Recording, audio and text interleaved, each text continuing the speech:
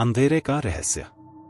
गांव का नाम था चंद्रपुर, जो अपने आप में एक शांत और खूबसूरत जगह थी। लेकिन इस गांव में एक ऐसा रहस्य छुपा था जिसे लोग सदियों से भूलने की कोशिश कर रहे थे। गांव के बीचों बीच एक पुराना कुआं था जिसे शापित कुआं कहा जाता था। कहते हैं कि उस कुएं के पास जाने वाला कभी वापस नहीं आता, और अगर किसी की हिम्मत भी होती तो वह वापस लौटने के बाद हमेशा के लिए बदल जाता। कहानी की शुरुआत। राहुल और उसके दोस्त विशाल, स्नेहा और प्रिया एक सप्ताहांत पर गांव में घूमने आए थे। शहर की हलचल से दूर वे कुछ शांति और सुकून की तलाश में थे। जब वे गांव पहुंचे तो वहां के लोग उनके स्वागत में जुट गए। लेकिन जैसे ही कुएं का जिक्र हुआ, गांव के बुजुर्गों ने उन्हें वहां न जाने की सलाह दी। उस कुएं के पास न जाना बेटा, गांव के मुखिया ने राहुल से कहा। कई लोग उसमें गुम हो चुके हैं, वो शापित है।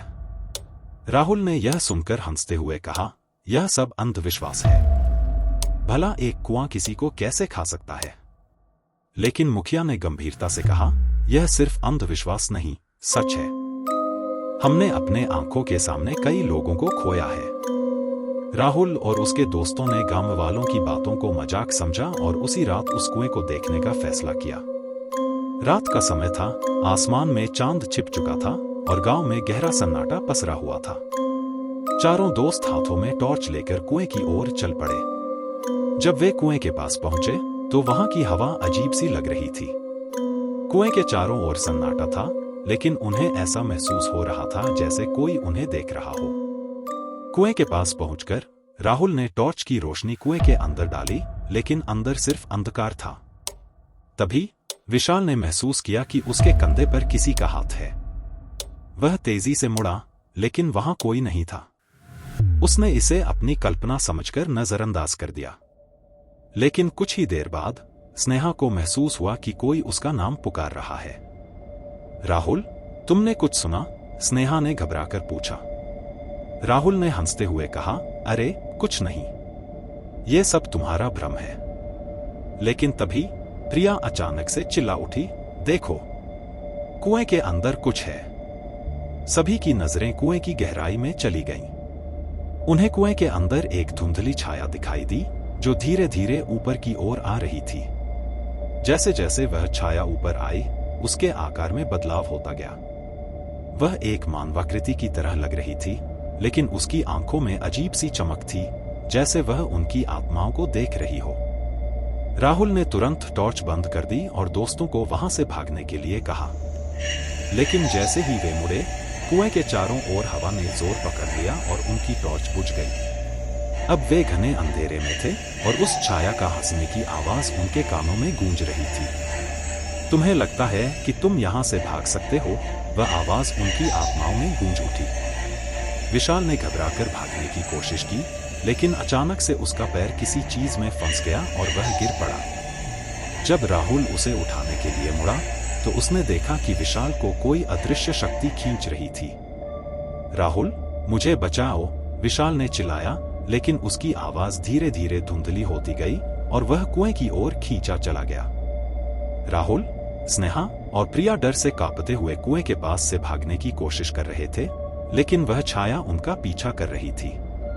अचानक स्नेहा भी गिर पड़ी और उसके चेहरे पर खून की धार बही। उसने दर्द से चीखते हुए कहा, कुछ मेरा पैर पकड़ रहा है। राहुल और प्रिया ने उसे उठाने की कोशिश की, लेकिन वह छाया अब उनके चारों ओर मंडरा रही थी। तुम सबने मेरी नींद में खलल डाला है, वह आवाज गूंज उठी। अब तुम्हारी आत्माएं मेरी होंगी। राहुल ने साहस जुटाकर स्नेहा को खींचने की कोशिश की, लेकिन वह छाया अब स्नेहा की ओर बढ़ रही थी। अचानक स्नेहा की आंखों में अजीब सा बदलाव आया और वह बेकाबू होकर हंसने लगी। स्नेहा, क्या हुआ तुम्हें? राहुल ने घबराकर पूछा, लेकिन स्नेहा अब उसकी नहीं रही थी।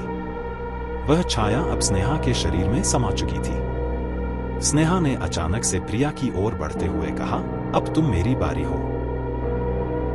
राहुल और प्रिया किसी तरह उस भयानक छाया से बचने की कोशिश कर रहे थे। वे भागते भागते गांव के किनारे पहुंच गए, लेकिन गांव का माहौल अब भी वैसा ही था, डरावना और सन्नाटे से भरा।